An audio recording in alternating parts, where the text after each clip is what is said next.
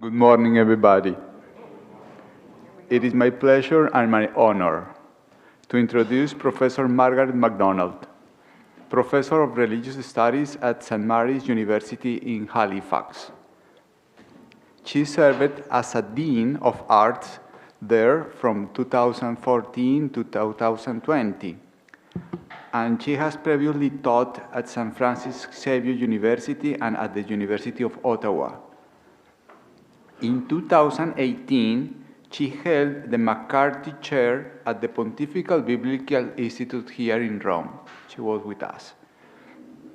Professor Macdonald received her doctorate from the University of Oxford, where she completed a dissertation on Pauline churches.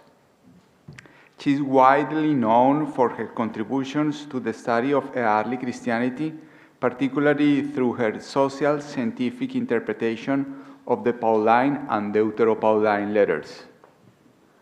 Her major publications include the Pauline churches, that was the doctoral dissertation, Colossians and Ephesians in the series Sacra Pagina, A Woman's Place, House Churches in Early Christianity. I am proud to tell you that this is translated into Italian. The first one was translated in Spanish too. With Caroline Osiek and Janet Tulloch, she published The Power of the Children. I just mentioned in some of the more important books. In 2024, she was elected a Fellow of the Royal Society of Canada in recognition of her significant scholarly contributions. Her research focuses on family relationships, childhood, and religion in early Christianity. She is a member of the Societas of Novi Testamenti Studiorum, member of the Colloquium Paulinum, too, we are there, and of course, member of the Catholic Biblical Association of America. We are grateful to the CBA for supporting her presence here this semester as invited professor. Today, Professor Macdonald will present her paper entitled Mentoring the Next Generation, Reading the Pastoral Epistles. Please join me in welcoming Professor Macdonald.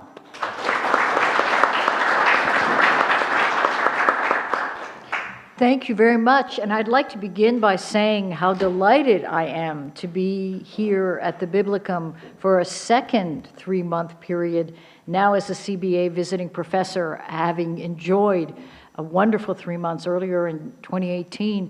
And I would say that this second visit has been even more enjoyable, feeling a bit more familiar with the environment and enjoying the absolutely fantastic library where many of you I see when I'm working. It's been a pleasure to work with the students here as well. I've got a wonderful class of students from all around the world who are keeping me on my toes and are really engaged in the material, and it's a pleasure also to see many of them here in the room. And I hope they won't find too much repetition of some of the insights that I've already shared with them in a course on the family in Pauline literature. But today, I'm speaking specifically about the Pastoral Epistles. And I wish to present a lens for rereading the Pastoral Epistles. This is an educational lens with a specific focus on mentoring the next generation. The Pastoral Epistles have often engendered a less than positive reaction on the part of readers of all educational and faith backgrounds. They've been blamed for introducing unfortunate elements of early Catholicism into the canon of the New Testament, described as patriarchal, if not misogynistic, on the basis of admittedly difficult texts, viewed as interested in supporting bourgeois ideals, and presented simply as less interesting theologically than other letters in the Pauline corpus. But my goal today is admittedly to challenge those who would dismiss the Pastoral Epistles as less important, despite some of their more difficult aspects. In fact, I hope to illustrate that viewed through the lens of education, they contain a precious mandate to mentor the next generation. The educational scope of the Pastoral Epistles extends from infants to elders. Older persons, including Paul himself, are crucially presented as teaching their younger charges, delegates, and ministers, but also family members, younger members of the community, and children. But older people themselves are the subject of exhortations and, under certain circumstances, implicitly encouraged to be open to being instructed by their juniors. The Pastoral Epistles are steeped in an awareness of the life course, and, to use a contemporary expression, they support a vision of lifelong learning. The Pastoral Epistles are increasingly being studied with a focus on educational motifs. To name a few examples, Lynn Kidston's Persuading Shipwrecked Men, the Rhetorical Strategies of 1 Timothy, which compares competing views in Christ groups under the guise of educational programs. Annette Bourlain-Huizenga's Moral Education for Women in the Pastoral and Pythagorean Letters. Claire Smith's Pauline Communities as Scholastic Communities, a study of the vocabulary of teaching in 1 Corinthians. And 1 and 2 Timothy and Titus, Christopher Hudson's Paideia commentary on 1st and 2nd Timothy and Titus, which demonstrates a sustained interest in exploring how Timothy and Titus are being presented as role models for an emerging ministry. In my own 2014 book on children and childhood in disputed Pauline literature, The Power of Children, I described the communal vision as one of the ecclesia as a type of home school. Part of this focus on education in the pastorals is related to a growing appreciation of the extent, complexity, and varied nature of teaching and learning terminology in the works themselves, but also of relevant comparative contexts, including philosophical milieus. Recent scholarship has stressed the importance of the unique perspectives, especially evident when one compares 2 Timothy to 1 Timothy and Titus, of these documents in response to the proclivity to paint the pastorals as uniform and lacking in diverse interests and goals. The diversity of perspectives is significant, even if there is also significant overlap between these letters with respect to language and style. Nevertheless, concentration on educational themes does offer further support for considering these documents as a distinct group of letters within the Pauline corpus, dating from about the end of the 1st century CE, even though it's quite possible that they incorporate earlier elements, as has been noted, especially with respect to 2 Timothy from Paul's own life. Addressed to communities in Ephesus and Crete via Paul's delegates, Timothy and Titus, the Pastoral Epistles are infused with familial perspective and an overt desire to integrate the next generation. Be that the next generation of ministers, believing husbands and wives, or children, and perhaps even enslaved persons. A strong focus on the problems of apostasy and false teaching serves as counterpoint to the often more subtle emphasis on education which permeates these works, I would say on 3 different levels. First, the educational content that combines ethical, doctrinal, sacred, and domestic elements whose full force becomes even more apparent in comparison to ancient philosophical discussions of the nature of education and what counts as appropriate curriculum for children, adult men, and women. Secondly, the value ascribed to teaching generally and delineation of multifaceted teaching roles. And thirdly, the emergence of educational infrastructure within domestic settings, which is tied to evolving leadership criteria and guidelines. The varying degrees of these 3 features can be detected in the key aspects of the Pastoral Epistles. But for me, the increasing conviction of the value of the lens of education is related to new theoretical approaches both inside and outside of biblical studies. Theorists, including most notably Pierre Bourdieu, have led scholars working across disciplines to expand their understanding of educational and learning processes. to include much more than our conventional understanding, which has heavily favored literary pursuits and knowledge acquired from texts, as crucial as those might remain. Broadly speaking, theorists have emphasized the importance of embodied learning, expanding the scope of significant activities to include the practices of everyday life and various ritual acts. Emphasis on the body, the whole of life, the practices of everyday life and various ritual acts. From childhood and the traditions emanating from childhood, I will discuss shortly, are fundamental to ancient concepts of education, including paideia. But within biblical studies itself, what is commonly known now as the childist theoretical approach developed by scholars has been equally responsible for my confidence that the lens of education can help us to uncover new meaning and germane contexts for the texts of the Pastoral Epistles. In brief, childish biblical interpretation asks us to examine texts from the vantage point of children, even texts that do not explicitly name children. Texts that bring together references to children and parenting with mentoring roles offer insights to pathways for the formation of the next generation. My definition of education includes a range of activities and learning opportunities that include literary activities such as reading and copying, but also daily activities, ethical stances, or what we might call life habits, citing the work of Bourdieu. Today, I wish to focus especially on activities which self-consciously appear to be shaped by a desire to engage in formation or pass on information. This feature is part of the distinct style of the pastorals. But let me begin by briefly setting forth the theoretical landscape. While it's impossible for me to do justice to Bourdieu's theories, I will draw attention to one aspect which is particularly illuminating for the present discussion. His thought calls us to look for anchors in the everyday lives of ancient people and their existing practices when we seek to understand the dissemination of traditions. His description of the habitus as considering, quote, schemes of perception and appreciation has much to offer us in shedding light upon the complex cultural exchanges between nascent early Christian groups and the Roman world, taking account of the generative capacity of the habitus.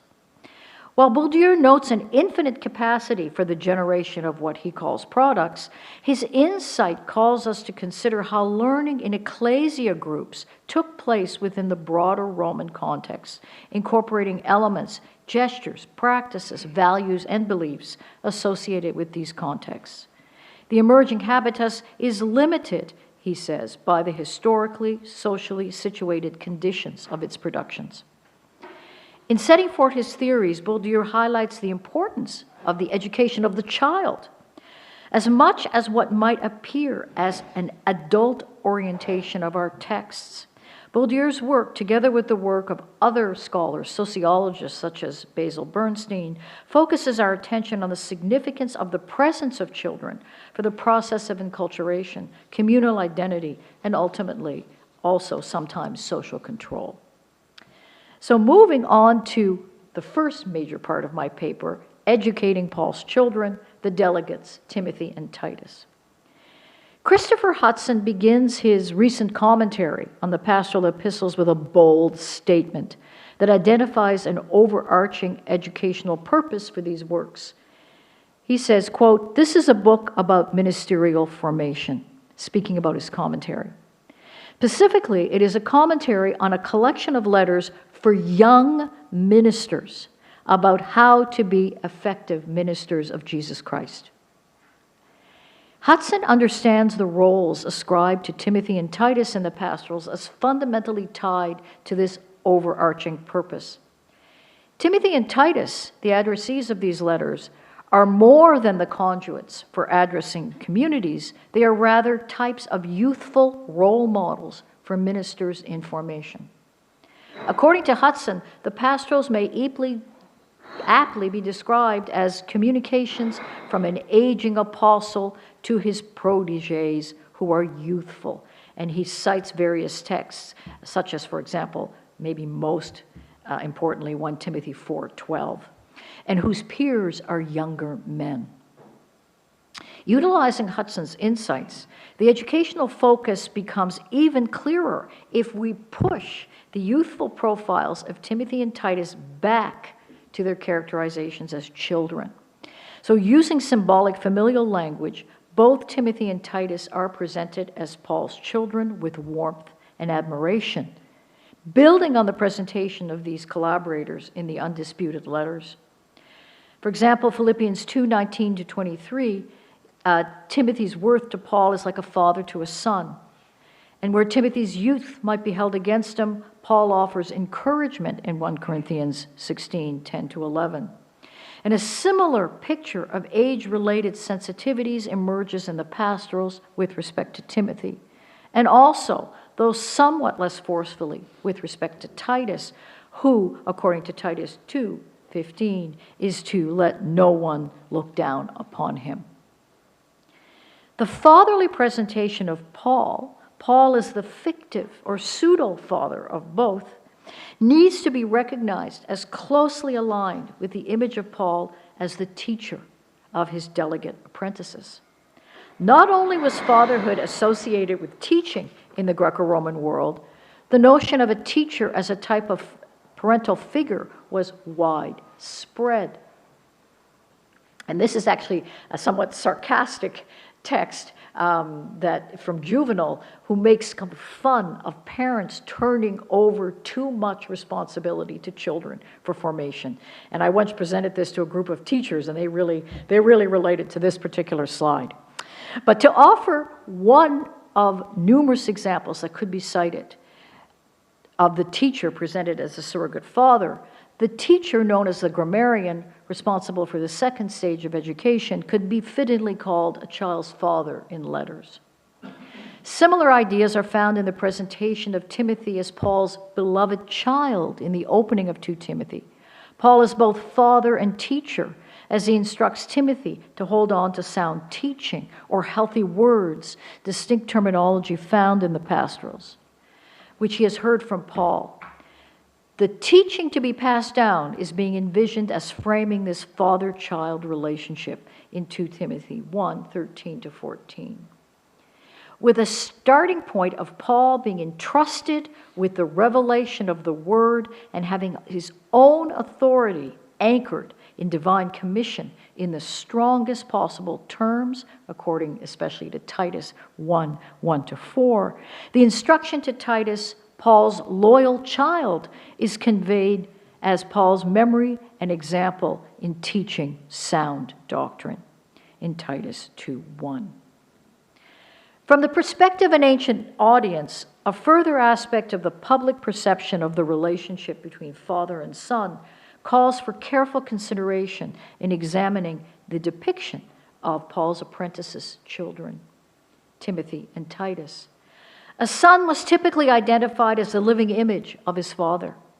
Such linkages were based on the centrality and protection of the male hereditary line, but were really not tied to physical appearance so much as socialization and the ascription of the father's attributes to the son by others. The drawing of such resemblances are central to the public face of the family.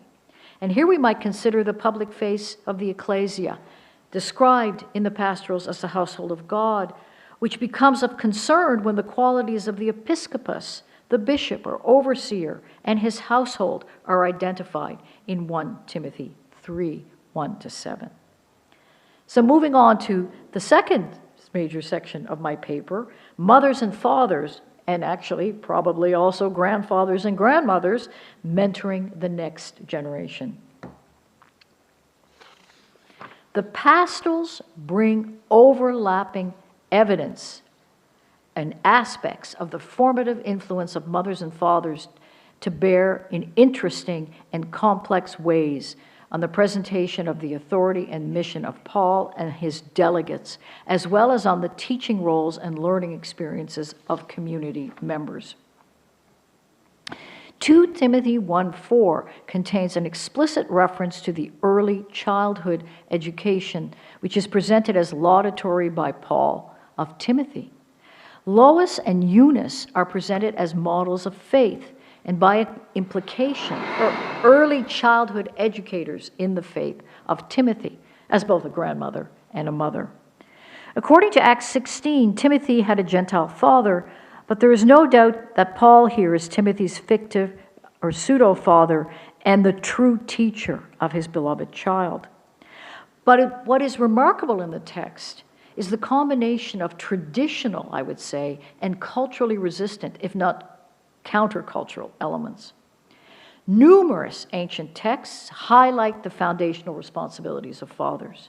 The important commentator on the nature of education in the Roman world, Quintilian, for example, in his Institutio Oratoria, begins with the premise that high expectations of a father for his son will lead to careful attention to his education. In the introduction of this work, he reveals a widespread expectation about learning in the ancient world, that infants are malleable to formation and simply in need of the right influences. He says, this is Quintilian, "I shall proceed exactly as if a child were put in my hands to be educated as an orator, and shall plan his studies from infancy," unquote. Influences from infancy are taken very seriously, as Quintilian begins with the selection of nurses for the example they set both in character and speech. Once again, we find an expression of the confidence in the power of formation, and actually the irreversibility, and this is, I think, very interesting, of corrupting influences. Quote, "We naturally retain most tenaciously what we learned when our minds were fresh. A flavor lasts a long time when the jar that absorbs it is new, and the dyes that change wool's pristine whiteness cannot be washed out," unquote. While nature elements, and you'll be familiar with the nature versus nurture debate, nature elements such as traits passed down from one's parents or perhaps intelligence or character sometimes do figure in discussions of capacity to learn. By far the greatest weight is placed on nurture in ancient discourse. Every step deserves attention, from the selection of a wet nurse to the slave playmates to the pedagogi, the slave who accompanied children to school and oversaw their early education. The physical metaphors to describe the formation of education are remarkable. Even the techniques of education take on tactile features, so that early education is described as including methods such as allowing little children to play with ivory-shaped letters, an approach which Quintilian describes as well known. Paying almost uncanny attention to child development, he highlights the joys of handling, looking, and naming as stimulating little children to learn. There are relational, physical aspects revealed also by the manner in which the father's responsibility is framed as a type of personal investment. Writing at the beginning of the 2nd century, Plutarch, in his description of the life of Cato the Elder, the elder Cato, spoke about Cato personally teaching his son his letters in early childhood rather than delegating teaching responsibilities to a slave, grammatistes, a teacher of reading and writing. And he became a father instructor, offering him lessons which included physical education, the techniques of combat, swimming in rough waters, endurance of both heat and cold. There is nostalgic and idealized tone in such discourse, which is equally present in what I have on the screen here, Pliny the Younger, the student of Quintilian's letters. He describes the teaching role of a father, or if he was fatherless, some older man of distinction who took his father's place. Thus, he says, men learn by example, the surest method of instruction, the powers of the proposer, the rights of expressing an opinion, the authority of office, the privileges of ordinary members. They learn when to give way, when to stand firm, how long to speak, when to keep silent, how to distinguish between conflicting proposals, how to introduce an amendment, in short, the whole senatorial procedure.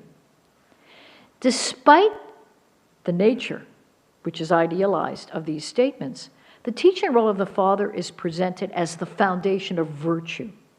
The father's personal involvement is crucial to the formation of identity that carries over into public political life. Likewise, Paul's investment in the formation of his delegates prepares them for their roles in the ecclesia. While mothers did not share the father's fundamental responsibility for the education of children in the household, mothers also could be praised, especially in widowhood, for being instrumental in the education of their sons, as was the case with Cornelia, the mother of the Gracchi, Tiberius and Gaius, the 2nd century BCE political reformers and tribunes. Highly literate herself, she was praised for setting the highest example for her sons. In ancient discourse, even the nursing of children by their own mothers could be presented as foundational to their educational development, such as in the discourse on education by Pseudo-Plutarch on the education of children. The fact that a mother and grandmother would need to take special interest in the education of a child, especially in widowhood, was also well accepted. Moreover, the influence of a pseudo-parent in the form of an uncle or older sibling, even the mother's husband in the case of remarriage, was well known. Paul's fictive fatherhood in the absence of Timothy's biological father operates in tandem with the presentation of his mothering. In this way, the presentation of Timothy and Titus, building upon the presentation of these collaborators in the undisputed letters of Paul, fits with cultural patterns. But if, on the one hand, Lois and Eunice are heroines in the shadow of Cornelia in grounding Timothy in faith, on the other hand, they become models for learning under highly precarious circumstances. What is striking, and arguably quite countercultural, is that the pastoral epistles leave any trace of hereditary male ancestry of Timothy and Titus, in a biological sense, behind. It is literally not important. Only Paul's pseudo-fatherhood, fictive fatherhood, and instructional example are valued. And this is perhaps most obvious in Titus 1:1-4, where Paul's own receipt of revelation is tied to the instruction to Titus, Paul's loyal child, who in turn is to convey Paul's memory and example in teaching sound doctrine. If familial language of parenting was only operating in the symbolic sphere, this lack of reference to ancestry would be less significant. But real or reconstructed from generational memories, the physical mothering of Timothy is described as important and informative in 2 Timothy 1:5 and 2 Timothy 3:15. Timothy's mother Eunice and grandmother Lois are presented as being anchors in faith. While not explicitly named as such, they are nevertheless women teachers. More broadly, this needs to be read as pointing to the influence, probably, of believing women married to non-believers on the expansion of early Christianity within the family, with the socialization and teaching of children recognized as key elements in the establishment of ecclesia groups beyond the first generation. Grandmothers and mothers almost certainly took risks in nurturing, teaching, and mentoring the next generation. Another text, 2 Timothy 3:14-17, points more indirectly to the formative influence of childcare and of the life course approach to Christian growth. Here, I will cite it, the text. It's not on the screen, but it's familiar to you all. But as for you, continue in what you have learned and firmly believed, knowing from whom you learned it. And from childhood, literally in Greek, infancy, brephos, you have known sacred writings, that are able to instruct you for salvation through faith in Christ Jesus. All Scripture is inspired by God and is useful for teaching, for reproof, for correction, for training in righteousness. This is paideia, so that the person of God may be proficient, equipped for every good work. In early Christian sources, weight on familial transmission with emphasis on tradition and preservation of knowledge, placing family at the heart of educational endeavors, occurs broadly and explicitly for the first time in the Pastoral Epistles. It is really in the New Testament something striking and quite new, except for a few little snippets earlier on. This is highly significant for models of learning in the Pastoral Epistles, but unfortunately, it raises more questions than it answers. In his commentary, Christopher Hudson notes helpfully that the plural whom indicates multiple teachers, pointing to Seneca's point that a boy's teachers includes his pedagogue, grandmother, and school master. The presence of multiple teachers in early childhood is a point which I will discuss later in the presentation. But in this case, the reference to infancy allows us to draw a connection back to the teaching influences of Lois and Eunice. As in Ephesians 6:4, the reference to a father's teaching responsibility in relation to his children, the well-attested educational notion of paideia, discipline, training, education, however you want to translate it, occurs in 1 Timothy 3:16-17. And I note that Hudson, in his commentary, does translate the word as education in righteousness. But it is actually in Josephus's apologetic work against Apion that we can perhaps best sense a dense comparative composite of themes and symbolic notions associated with the family as the bearer of religion. With a reference to paideia that is rooted in the life course approach to education, in Josephus we also find what he speaks of as training in the law that operates from infancy and the private life of the home. Along similar lines, but with reference to a type of bodily spiritual penetration and transformation, he describes the outcome of laws being repeated and memorized from the first dawn of intelligence, leaving a deep impression on memory. The result, then, he says, of our thorough grounding in laws is that we have them, as it were, engraven on our souls.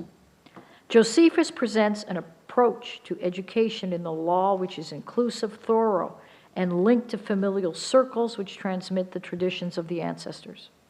For the sake of emphasis, Josephus turns to the example of women and members of the household, recalling from the New Testament the example of Lois and Eunice, and highlighting the importance of piety, eusebion. This is a very important term in the pastorals.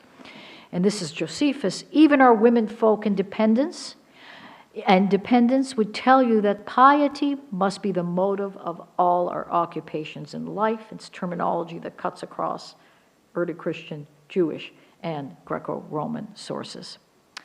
Comparison to Josephus's treatises points to the indebtedness to Jewish educational ideals and models of learning, and of the reliance on traditional elements, including conviction of the capacity for the complete formation of children. But such works also remind us of the too rarely recognized impetus in the form of confidence to take action. In this case, efforts to engage in early childhood education involving oral instruction and some forms of narrative and scriptural texts. Taken together, 2 Timothy 1:5 and 3:15-17 reflect acknowledgement of a foundation built by women.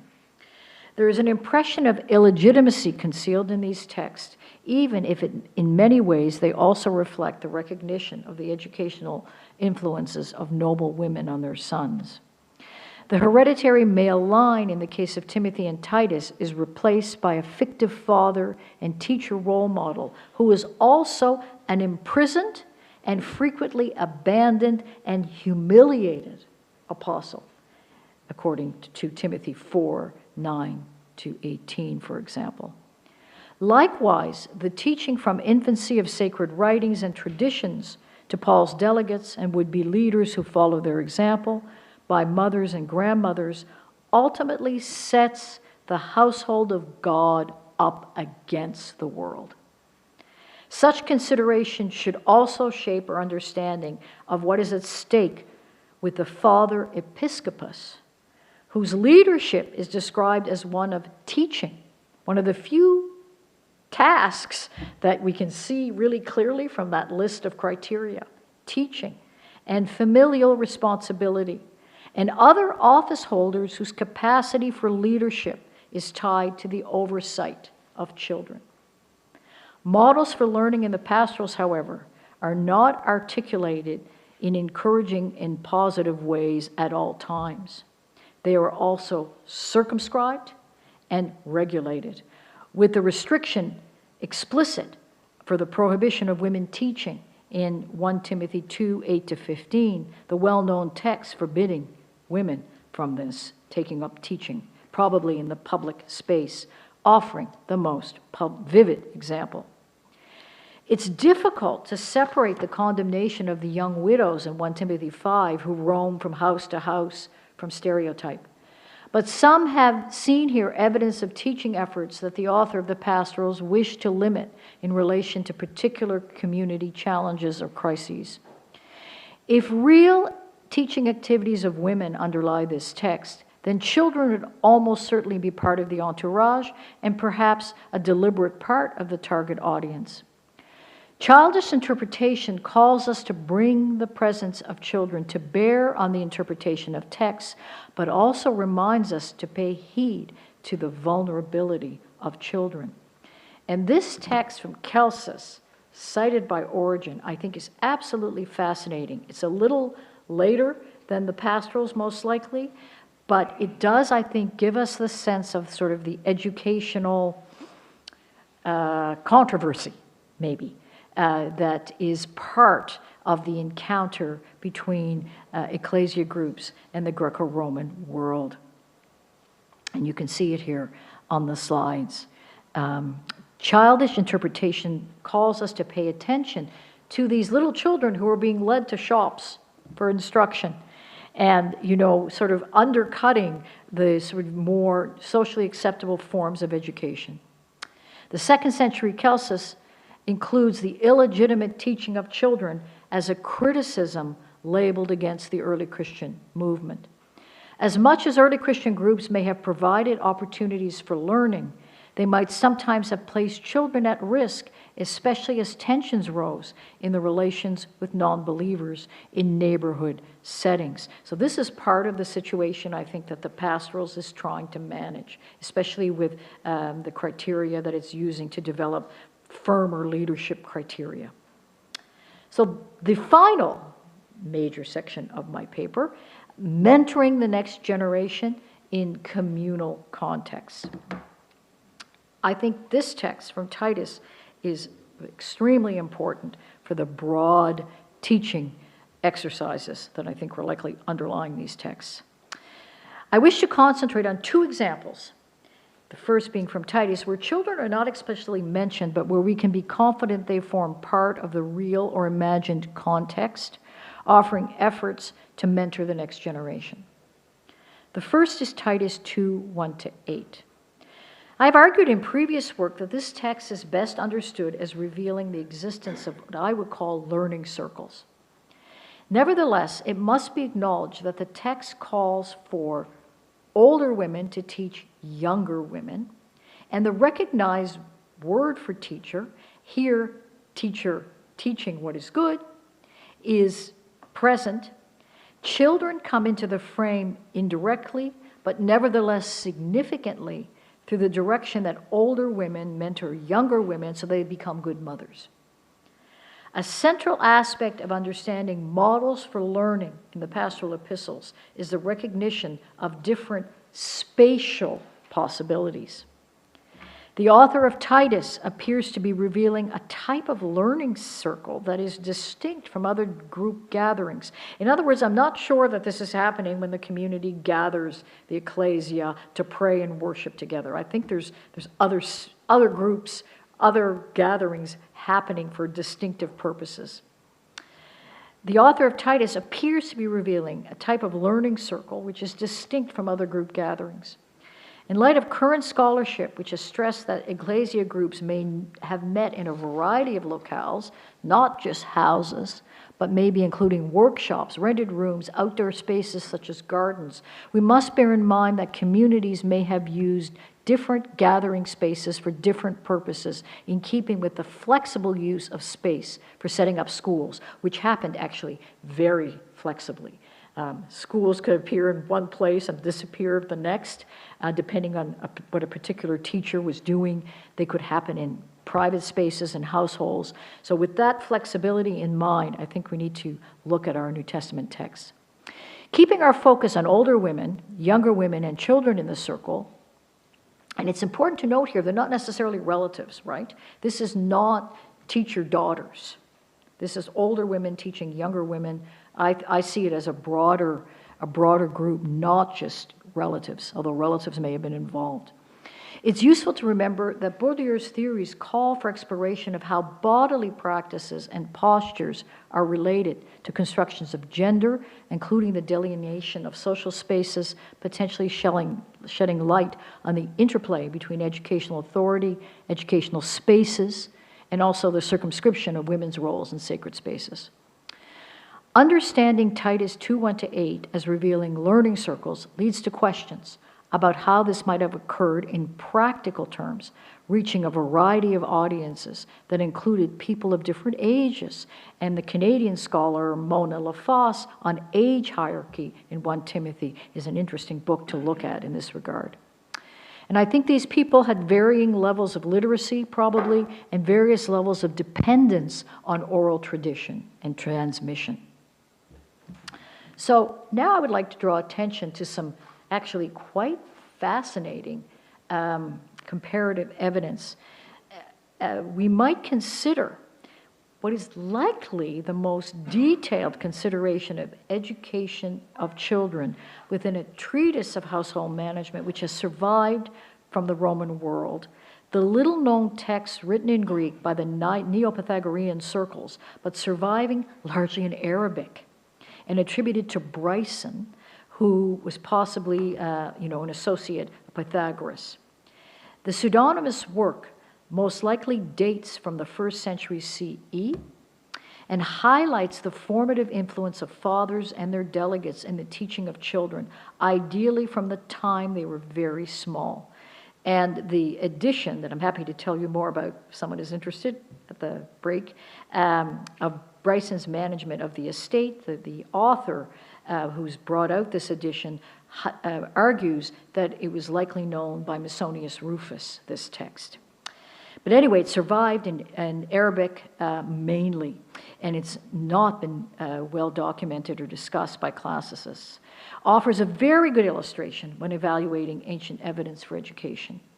It's important to recognize the broad composite of elements, and this is why I'm showing it to you, that includes areas that we would not normally treat within the realm of education, such as food, the timing of eating, amount of sleep, leisure and play, extent of exposure to the elements, deportment, even clothing, what we might call life habits. Offering a summary of his direction in education children, Pseudo-Bryson stresses the importance of becoming habituated as a pathway to success in adulthood, calling to mind the emphasis on sound teaching, faithful sayings and tradition, and reverence for elders, for example, in the Pastoral Epistles. So among the most excellent things a boy can be accustomed to and the most effective for achieving success are obedience to his parents, his teacher, and educated people, looking at them with reverence in the eye, showing respect and veneration for them. A boy who fails to do this will be slow to achieve success. While it's far less detailed, there's a wonderful collection of Neo-Pythagorean treatises, sometimes attributed to women, whether they were written by women, we're not sure, but they've been compared to the Pastoral Epistles. And there's one example that I'm giving you here. There's more relevant material. The Neo-Pythagorean letter of Theano to Eubule offers one of the closest parallels from the same era, including such matters as attitude to food, exposure to elements, and the instruction of children. The woman-to-woman advice contained in Neo-Pythagorean treatises has previously been identified by Huizenga as shedding light on the presentation of women in the guise of philosophers of the household in the Pastoral Epistles. But the letter of Theano to Eubule is of interest here because of its detailed attention to life habits for the purpose of honing virtue and training involving several bodily rudiments. A good mother's care for her children is not about giving them pleasure, but bringing them up to be self-controlled. Very important concept also in the pastorals. Children being brought up must be trained to cope with things they dread, even if it means upset or suffering, so that they do not become slaves of their passion, avid for pleasure and opposed to hard work, but to honor the good above all things, keeping themselves away from the former while remaining true to the latter. Do not make them gluttonous about their food, extravagant in their pleasures, uncontrolled in heedless playing, and do not allow them to say everything or do everything. Such texts can shed light on an approach to education that combine features that are not normally considered as core to instructional purposes. Titus 2 begins with the instruction to Titus to speak, teach what is consistent with sound doctrine, teaching, didascalia, turning his attention to various intergenerational groups. While the focus is not specifically on children, it's clearly on older people acting as models for younger people. Given the emphasis on sound doctrine, one might expect references to Scripture, the teaching of Jesus, faith commitments, beliefs combined with ethics. There's mention of such preoccupations. Reference to love in verse 2, the Word of God in verse 5, good works in verse 7. But these are combined with elements of practice and deportment which are tied to daily life. Recalling the letter of Theano to Eubule, self-control, sophron, and its related terminology is to be taught to older men, younger women, younger men, and seemingly part of the teaching of what is good that older women are to impart to younger women. While many questions remain about how this is lived out, the practical approach in the raising of children laid out in both Bryson's discourse and the letter of Theano, which includes precise recommendations about attitudes to eating, should not be ruled out. The reference to older women avoiding overindulgence in drinking in verse 3 may be stereotypical, but it easily finds a place in this mindset, together with the fostering of endurance, prudence with respect to speech. Despite the seemingly mundane preoccupations, household management and family life clearly act as reflections of sound doctrine. And I have to say, I'm going to show you this slide, but it's in the Vatican Museum. And I tried as hard as I could to get access to it, but the crowds that were there when I was there just a couple of weeks ago made it impossible. But it's a fantastic fresco from Ostia originally. And despite their seemingly mundane, as I said, preoccupations, household management and family life clearly act as a reflection of sound doctrine. It's not explicit in the text, but I would connect it to other early Christian texts. We have not paid enough attention to ritual as an educational vehicle on its own terms. Children needed to be taught, and they did this in the Roman household, how to participate in rites by their parents and other guides. So this is apparently children dressed as adults honoring the goddess Diana. And there were many references to processions on the part of children in the Roman world and their role in ritual. I think this is actually an important consideration. Taken together, though, Comparative evidence and texts from the Pastoral suggest the existence of learning circles which combine the teaching of Christian content, including Scripture, with practical advice on domestic matters and the cultivation of virtues. The circles may well have provided opportunities for practical training also, I think, related to literacy. These learning circles, they may have been copying texts, at least small amounts of literacy being passed on in these groups, including reading, writing, and copying. Even adapted school exercises for believers, and we have some papyri from later that cite, for example, Paul's letters, bridging the relationship between literacy, oral learning, memorization, copying. In my view, when understood in the context of relevant comparative evidence, Titus 2:1-8 will illuminate how the activities of daily life played a role in the transmission of traditions in Christ groups to new generations of adherents. References to philosophers of the household also calls to mind activities of communal gatherings, especially with respect to the education of girls. There are signs of merging of educational pursuits associated with schools, with the instruction at home, a type of Christian homeschooling. While it refers to a mixed group from a later time, there is an intriguing description, actually, of girls skilled in penmanship in the description of Eusebius of Caesarea on how, with the support of his patron Ambrose, the prolific early Christian author and biblical interpreter Origen was given everything he needed to undertake biblical commentary work.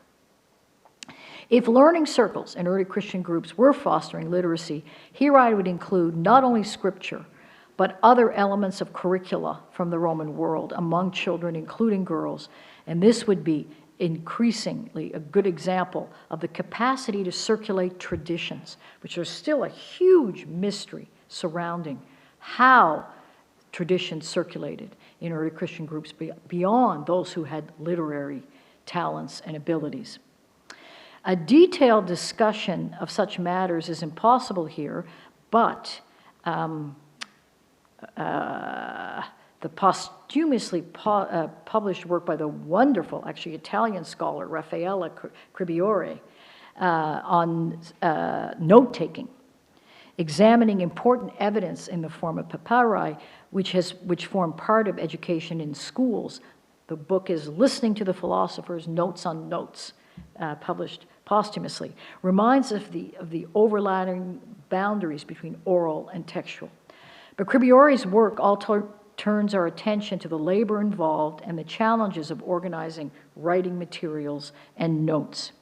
Cribiore speculates about where and how students who recorded teaching wrote their text, noting the challenges of managing abundant notes, probably taking advantage of readily available slave labor.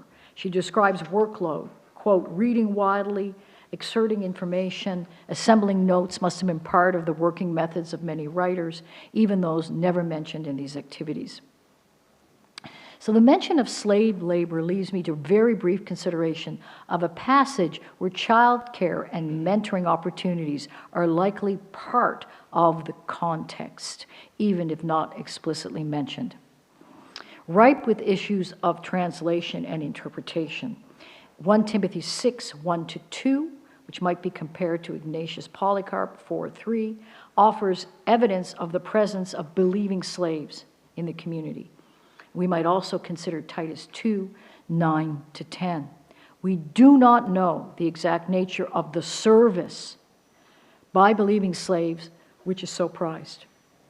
But a childish method of biblical interpretation invites us to reflect on the presence and possibly impact of children of endorsing a structure intended to cement the believing master-slave hierarchy, including an intriguing reference to the beloved in this text. Dominant cultural patterns suggest that among acts of service that a believing slave could perform for a master would be acts of child care providing. Child care providers exercised educational influence, especially in the form of wet nurse and pedagogues. The growing appreciation of the literary training of enslaved persons is leading to new understanding of their significance as scribes, readers, but we have perhaps not paid enough attention to their teaching capacity, even if they are not named as teachers. We should probably entertain the probability that children acting as guides to other children. As we know, some slave children were highly trained at a very young age, as the inscription commemorating the master jeweler from Pompeii at age 12 makes abundantly clear. New research on school day practices has presented access to little-known information in the colloquia, and this is a mouthful, of Hermenumata Pseudododisthena, sometimes known as the colloquia, but now available through a new critical edition by Eleanor Dickey, which highlights the significance of exchanges between children and slaves in their educational milieu. These works were elementary language learning tools. They have a very complex textual history down through the medieval period that can't be explained here. So Dickey produced editions, and then she came out with a more popular book with translation, which is much more easy to access. But she thinks that these texts go back to the 1st century CE, probably Rome, and were related to textbooks for language learning that were in translation, Latin to Greek, and then eventually in the Greek-speaking world, East, Greek to Latin. But what's fascinating is that students learn to speak and repeat scenes from the school day. And we don't have much information besides elite information that is very general about curriculum and the operation of schools and from the Roman world. So this is just a wonderful text. But what's, for me, fascinating is the exchange and the presence of the slave attendant, the slave pedagogue, who's there when the child wakes up, carries the child to the parents, guides the child to the school. And so if you imagine all this as a possibility, you also see a possibility for educational activities and endeavors that include slaves. I've just begun to explore the significance of these colloquia for my ongoing work, but two elements have struck me immediately. One, the emphasis on bodily practices in describing almost rituals, doing things at particular times in a particular way, with your hand held a certain way, and sort of routine as a preparation for learning. And two, the embeddedness of enslaved persons in the learning process, including physical preparation for learning. This text reflects the higher status of the freeborn child, but also the potential for slaves not only to care for the child, but to engage in basic instruction of the child and to partake in learning opportunities themselves. So finally, to conclude, if we concentrate only on named teachers in early Christian texts, we can miss mentors, leaders, actors, learners involved in the learning processes, including enslaved people. Models of learning in the pastoral epistles include teaching, learning, and the passing on of tradition in forms and through methods that have not often been recognized in the study of early Christian communities. The very structure of these epistles are based on what we might identify as a scaffolding of instructional practice. Based on my presentation today, I would propose three different learning models. One, in keeping with well-documented patterns, fathers were ultimately responsible for the teaching of their children. Paul is the father-teacher of his children, Timothy and Titus, who are in turn to teach members of the community, especially to provide the necessary supports for various types of teaching leadership, including the role of episcopos as teacher. But there are important qualifications here which builds upon and to some extent challenges tradition. Fictive fathers, in the case of Paul, and perhaps pseudo-fathers, if we choose to read the virtues of officials as implying exerting authority over the community envisioned as a new family, can replace or supersede the traditional patrilineal line. So I envision here perhaps children being welcomed into these ecclesia communities, perhaps even against the authority of their parents. This is at least a possibility that these texts open up. Two, again, in keeping with cultural patterns, grandmothers and mothers can take oversight of education when circumstances warrant it, especially in widowhood. But once again, there's an important qualification. Women are also empowered to teach children sacred texts and traditions when fathers are not believers. The education of Timothy by a wider group also opens up the possibility for the influence of slave nurses and pedagogues. There's no direct reference to these people in the pastorals, but the explicit reference to believing slaves in a text concerned with presenting the ecclesia as a household of God strongly suggests that the familial slave-master relationship preserved conventional educational practices. Moreover, we know from 1 Timothy 6:1 that the presence of slaves of non-believers in the community required some type of participation in gathering and learning circles. 3, learning took place in intergenerational circles, most likely frequently distinct, I think, from other communal gatherings. Titus 2:1-8 points to learning taking place in active social and collaborative environments. Such notions challenge narrow conceptions of leadership. Thinking of the role of Timothy and Titus as model apprentices, we might consider how a variety of people might have acted as mentors in early Christian communities related to activities which included literary skills, but also extended beyond literacy to include ritual, prayer.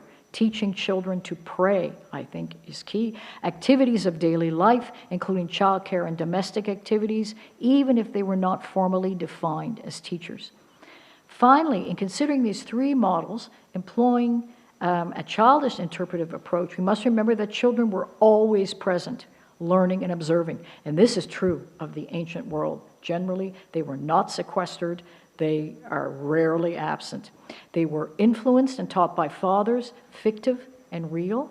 They were sometimes instructed mainly by women and cared for by women as both enslaved and free children. They were present in all types of gathering in the ecclesia, including more informal learning circles. But they were also potentially put at some risk by parents and caregivers who took them to meetings of early Christian groups.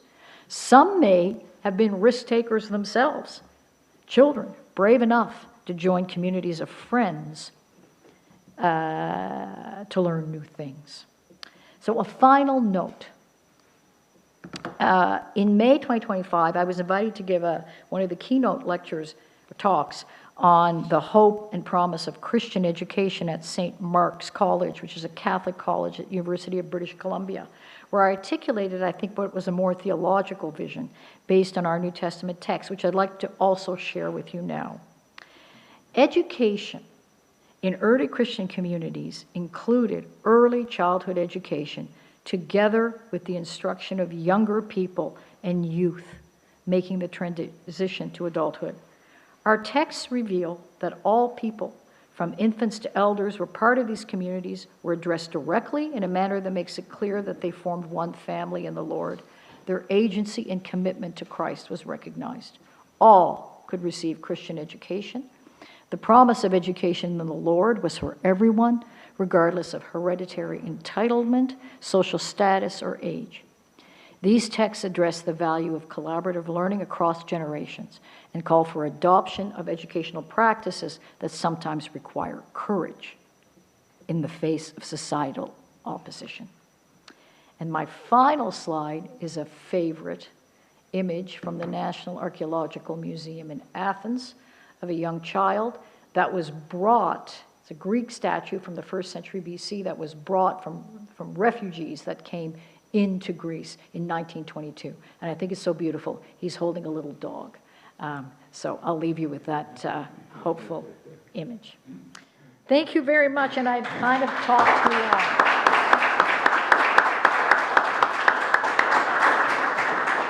We might have a few minutes for questions. Thank you. Yeah, thank you, dear Margaret, for this enlightening and insightful paper. Thank you. Thank you very much.